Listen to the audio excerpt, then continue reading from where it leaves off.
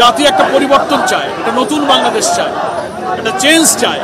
মির্জা ফখরুল সাহেব যে কথাটুকু বলেছেন আমি এটাকে খুব নেগেটিভভাবে দেখি না। তো সেটা পার্লামেন্টে গিয়ে যা সম্ভব হয় একটা ন্যাশনাল কনসেনসাস, জাতীয় ঐক্যমত্যের এই আলোচনাটা কিন্তু বিফোর ইলেকশনে হতে পারে। প্রপোর্শনাল রিপ্রেজেন্টেশন পদ্ধতির যে সুফলগুলো আমরা দেশবাসীর কাছে ব্যক্ত করেছি সেটা আলোচনা হতে পারে, গোল টেবিল হতে পারে, জাতীয় নেতৃবৃন্দের টেবিল টক হতে পারে। পৃথিবীর 91টা দেশে পিআর পদ্ধতি চালু আছে, তার মধ্যে প্রায় 6টা পদ্ধতি ভিন্ন ভিন্ন রকম আছে। বাংলাদেশের কনটেক্সটে যেটা অ্যাপ্লিকেবল সেটাই আলোচনা হতে পারে। ফলে এটা দেশের মানুষের গণ আকাঙ্ক্ষার ভিত্তিতে যেহেতু হবে, ফলে জাতীয় নেতৃবৃন্দ নির্বাচনের আগেও আমরা আলোচনা করে এক টেবিলে এটা নিষ্পত্তি করতে পারি। এই জন্য আমি আহ্বান জানাবো বিএনপি সহ যারা পিআর পদ্ধতির ব্যাপারে ভিন্ন ভিন্ন কথা অনেক আগে বলেছেন, এখন কিছুটা তারা নমনীয় হয়েছেন।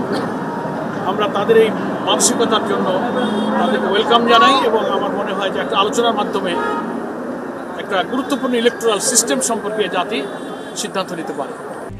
RICL TMX, যুগের পর যুগ স্থাপনা থাকে মজবুত।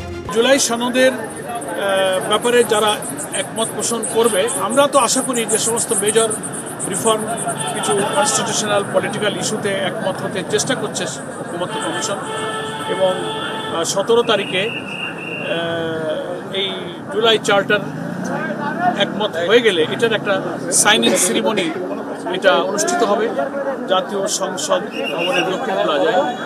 আমরা এটার জন্য খবর পেয়েছি, আমাদের কাছে এই মেসেজ এসেছে। আমরা যদি সবাই একমত হয়ে যাই তাহলে আমরা জুলাই সনদের এই সাইনিং সেরিমনিতে আমরা যোগদান করব। যদি ঐক্যমত্যের বিষয়গুলো মিনিমাম একটা জায়গায় কারো স্যাক্রিফাইস কারো কম্প্রোমাইজ এর মধ্য দিয়ে কিন্তু এটা সেটেল হইতে হবে, দেন উই উইল অ্যাটেন্ড দেয়ার, আমরা সেখানে অংশগ্রহণ করব। আশা করি জাতি একমত হয়ে আমাদের এই জুলাই সনদের সাথে একমত হবে এবং স্বাক্ষর অনুষ্ঠানে সবাই থাকবে। ছোটোখাটো বিষয়গুলো উদারতা দিয়ে যদি আমরা দূর করতে পারি, এটা জাতীয় ঐক্য তখন তৈরি হতে পারে।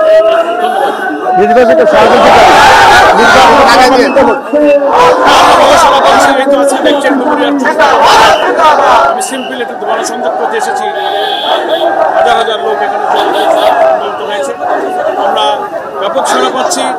জাতি একটা পরিবর্তন চায়, একটা নতুন বাংলাদেশ চায়, একটা চেঞ্জ চায়।